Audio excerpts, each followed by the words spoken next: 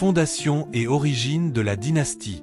Les Banusianes, ou Zianides, étaient une tribu berbère zénète originaire des Aurès. Selon l'historien Ibn Khaldoun, ils faisaient partie des zénètes de la seconde génération, au même titre que les Banu Tughin et les Banu Rached. Plus précisément, ils formaient un clan des Beni Abd el-Ouad, eux-mêmes issus de la tribu Wassine. Cette lignée, qui partage une ascendance avec leurs futurs rivaux les Mérinides, est aussi appelée dynastie Abd el-Ouadide. Repoussés au XIe siècle vers l'ouest par l'arrivée des tribus hilaliennes, les Banusianes se réfugient dans les marges du Maghreb al-Aqsa, Maroc actuel. Ils s'allient alors à Abd al-Mumin, fondateur de l'empire almohade, qui les installe dans l'ouest de l'Oranie. Ils se comportent alors en vassaux loyaux de l'autorité almohade, tout en consolidant leur présence dans la région. En 1227, Yagmorasen ibn Zian, figure éminente des Banusianes, est nommé gouverneur de Tlemcen par le calife almohade. Mais profitant de l'effondrement progressif du pouvoir central, il proclame en 1236 son indépendance. Il fonde ainsi un État souverain, rompant avec le califat almohade, et adopte le titre d'émir des musulmans.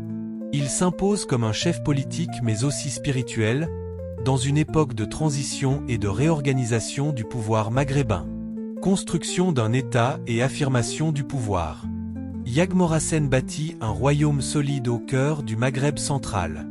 Il parvient à résister aux offensives répétées des Almohades, puis aux tentatives d'hégémonie des dynasties voisines, les Hafsides à l'est, Tunisie actuelle, et les Mérinides à l'ouest, Maroc. Sous sa direction, Tlemcen devient une capitale florissante. Le pouvoir zianide investit dans des infrastructures urbaines, palais, mosquées, foundouk, médersa, bibliothèques, mais aussi jardins, bains publics et systèmes d'irrigation sophistiqués. Il fonde une société dynamique, mêlant tradition nomade zénète et administration urbaine islamique. L'armée zianide est constituée d'une diversité ethnique notable, kurdes, lanciers chrétiens espagnols, tribus arabes hilaliennes et zénètes. La population pratique majoritairement le malikisme, courant sunnite dominant, sans qu'il soit imposé par l'État. Ce sont les oulémas et les habitants qui l'adoptent spontanément. Expansion territoriale et géopolitique. La position centrale du royaume de Tlemcen dans le Maghreb en fait un espace de convoitise, mais aussi une puissance tampon. Après la conquête de Médéa en 1289, le territoire s'étend de la Moulouya, à l'ouest, jusqu'à la Soumam, à l'est, incluant Ouargla, Gardaïa et le Toua au sud.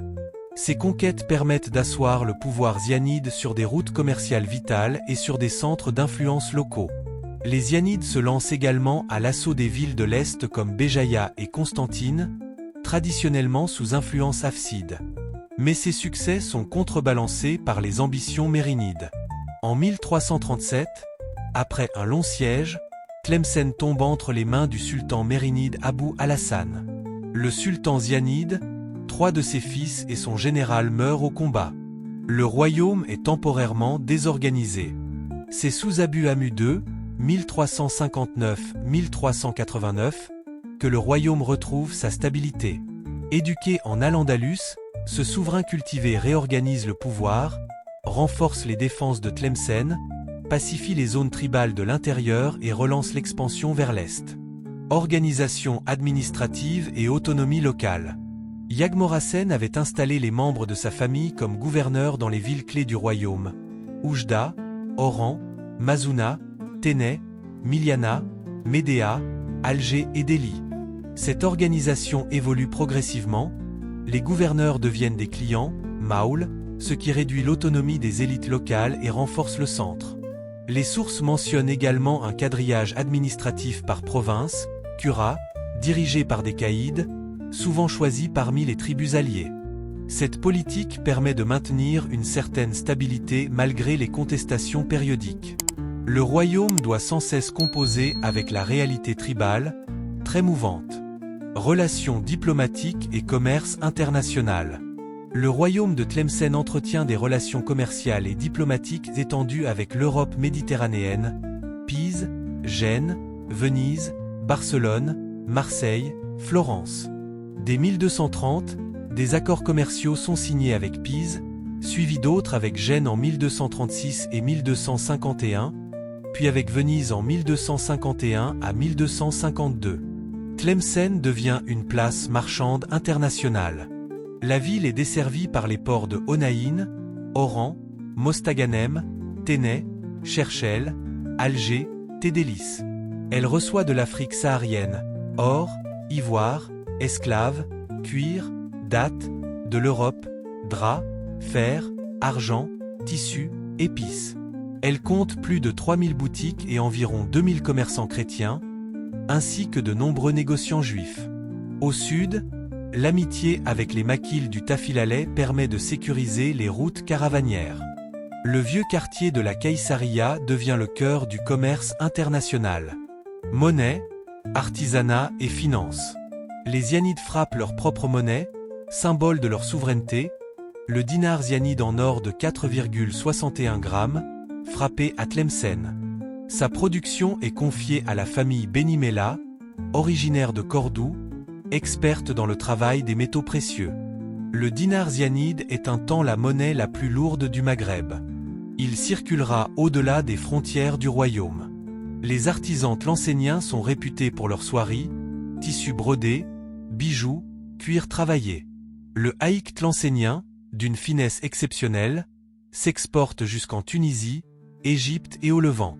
Le costume de cour comprend la chéchia pointue, la abaya brodée, les pantalons élégants, marque du luxe zianide. Vie intellectuelle, religieuse et artistique. Tlemcen est considérée comme l'un des principaux centres intellectuels du Maghreb. Elle attire des savants, juristes, théologiens, poètes, artistes. Ibn Khaldoun écrit « On y cultiva avec succès les sciences et les arts, on y vit naître des hommes illustres dont la réputation s'étendit aux autres pays. Les médersas, comme celle d'Eleba, forment des cadis, professeurs, fonctionnaires. La famille des Alucubéennes est l'une des plus illustres dans le domaine juridique. Le soufisme se développe à travers le culte des walis, les korfas, la célébration du maoulid. Une musique andalouse locale voit le jour, l'école Garnassi. La poésie est pratiquée à la cour, notamment sous Abou Amou Moussa II, qui organise de somptueuses réceptions. Déclin et fin du royaume. Au XVe siècle, les divisions internes affaiblissent le pouvoir. Les ports comme Alger, Delhi, Ténè s'émancipent. Des dissidences surgissent.